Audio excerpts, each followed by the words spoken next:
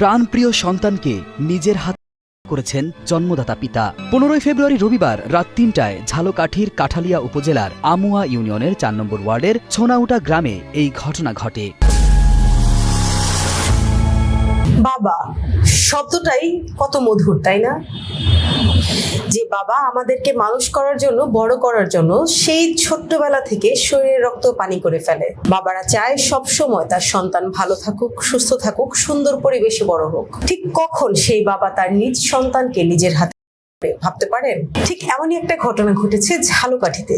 ঘুমন্ত ছেলেকে বাবা তার নিজের হাতে করে নিজেই ফোন করলেন থানায় এবং করলেন আত্মসমর্পণ।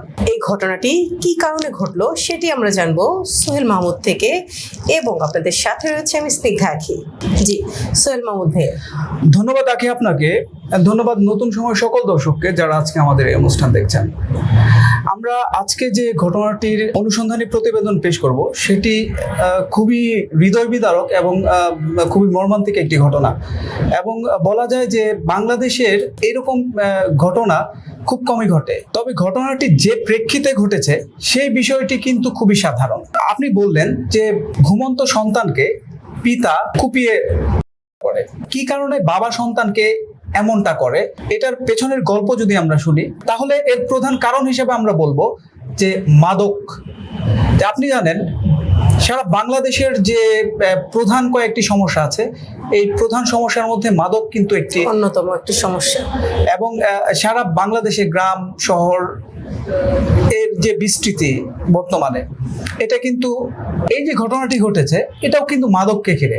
ঘটনাটি ঘটে ঝালকাঠি জেলার কাঠালিয়া থানার আমুয়া ইউনিয়নের ছোনাউটা গ্রামে। সেখানে আব্দুল বারেক খান, তার বয়স হচ্ছে 55 বছর, তার যে ছেলে ভুক্তভোগী সে হচ্ছে মেহেদি হাসান শুভ, তার বয়স 25।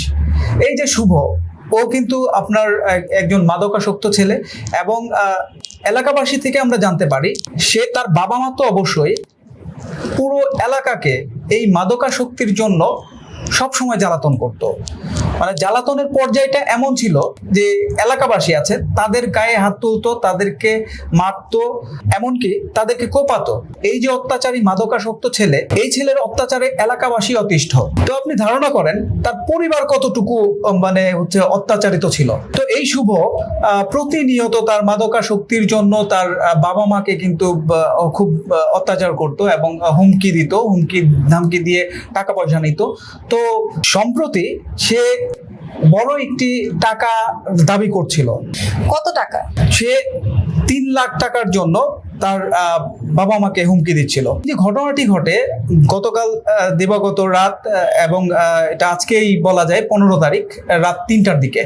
এবং এই যে ঘটনা, এর আগের দিন সকালে অর্থাৎ 14 তারিখ সকালে সে তার বাবা মার কাছে 3 লাখ টাকা দাবি করে, এবং তার বাবা মা যখন টাকা দিতে অস্বীকৃতি জানায় তখন সে বাড়িতে প্রচুর ভাঙচুর করে, এবং ভাঙচুর করার এক পর্যায়ে সে বাড়ি থেকে চলে যায় এবং আসে সেই বিকেলে, এবং সে তখন হাট থেকে একটি দা কিনে আনে।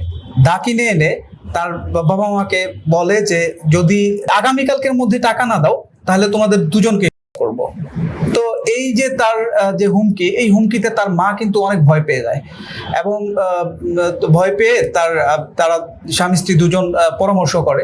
তো এখানে কিন্তু একটা জিনিস, ভয় পাওয়াটা কিন্তু স্বাভাবিক, যেহেতু সে, আপনি বললেন যে সে আগে থেকেই এলাকাবাসী এবং পরিবারের উপর যথেষ্ট নির্যাতন করত, এবং গতকালকেও সে টাকা চেয়ে ভাঙচুর করেছে এবং বাজার থেকে একটি দা নিয়ে এসেছে। তো মাদকাসক্ত যারা থাকে তারা তো এমনিতেই খুব উগ্র মেজাজে হয়ে থাকে, সেক্ষেত্রে মায়ের এরকম ভয় পাওয়া এটা কিন্তু অস্বাভাবিক, এটা খুবই স্বাভাবিক। এবং সে তো এরকম ঘটনা প্রায় ঘটায়, যার কারণে তার মা বিশ্বাস করে ফেলেছে এবং সে দা কিনে এনেছে।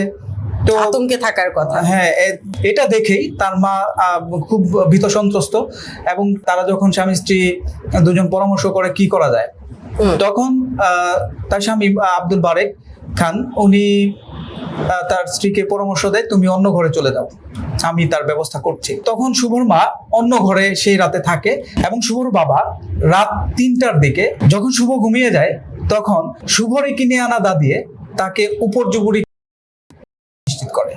এবং এখানেই শেষ নয়, সে কিন্তু আলোর পর জাতীয় জরুরি সেবা 999-এ ফোন করে সে তার এই কাণ্ডের কথা জানায় স্থানীয় কাঠালিয়া থানায়। তারপর কাঠালিয়া থানা পুলিশ ঘটনাস্থলে আসে, ঘটনাস্থলে এসে তাদেরকে এই অবস্থায় দেখতে পায়। তারপর কাঠালিয়া থানা পুলিশ এই যে শুভর সেটি উদ্ধার করে স্থানীয় হাসপাতালে নিয়ে যায় এবং হাসপাতালে নেওয়ার পর কর্তব্যরত চিকিৎসক তাকে ঘোষণা করে। আচ্ছা, পরবর্তীতে এই বিষয়ে আপনার সাথে থানায় কোনো কথা হয়েছে কিনা বা এই বিষয়ে কোনো মামলা হয়েছে কিনা? এই বিষয়ে রাজাপুর কাঠালিয়া সার্কেলের সহকারী পুলিশ সুপার মোহাম্মদ শাহ আলমের সাথে আমাদের কথা হয়েছে। উনি বলেছেন উনি কাঠালিয়ার ওসি সহ যে তদন্ত অফিসার তাকে নিয়ে গিয়ে ঘটনাস্থল পরিদর্শন করে এবং আসামির যে বর্ণনা এবং বাদীর যে বর্ণনা বলে রাখি, এই বিষয়ে কিন্তু শুভর মা বাদী হয়ে তার যে স্বামী আব্দুল বারেক খান তাকে আসামি করে একটি মামলা দায়ের করে কাঠালিয়া থানায়। এই মামলার আসামির যে স্বীকারোক্তিমূলক জবানবন্দি এবং যে বাদীর যে জবানবন্দি এগুলোর সাথে তারা ঘটনাস্থলের মিল পায় এবং এই মামলার যে আসামি আব্দুল বারেক খান ওনাকে কিন্তু গ্রেপ্তার করেছে কাঠালিয়া থানা পুলিশ এবং সে আমরা শেষ খবর জানা পর্যন্ত কাঠালিয়া থানাতেই সে পুলিশ হেফাজতে আছে এবং যে শুভর সেটিকে কিন্তু মর্গে পাঠানো হয়েছে ময়নাতদন্তের জন্য। ধন্যবাদ সোহেল মাহমুদ। ধন্যবাদ দর্শক এতক্ষণ সময় আমাদের সাথে থাকার জন্য। আসলে আপনারা জানেন যে মাদক কতটা ভয়াবহ হতে পারে। একটি মাদকাসক্ত মানুষ কিন্তু একটি পুরো পরিবার ধ্বংস করে দেয়। ঠিক তারই একটি প্রতিফলন কিন্তু এই পরিবারেও ঘটেছে। তারা কিন্তু তার একটি সন্তানকে নিজ হাতে করতে এক প্রকার বাধ্য হয়েছে। যদি সেই সন্তানটি মাদকাসক্ত না থাকতো তাহলে কিন্তু এরকম ঘটনা ঘটতো না। তো আমরা সর্বোপরি আপনাদেরকে অনেক কিছুই বলে থাকি। তো এর মধ্যে একটি বিষয়, সেটি হচ্ছে যে আপনারা অবশ্যই আপনার সন্তান কোথায় যাচ্ছে, কি করছে, কাদের সাথে মিশছে সেটা একটু খেয়াল রাখুন। কারণ ইদানিং ছোট সময় থেকে অল্প বয়স্ক ছেলেপেলেরাই কিন্তু খুব অল্প বয়সেই মাদকাসক্তির সাথে জড়িয়ে যাচ্ছে।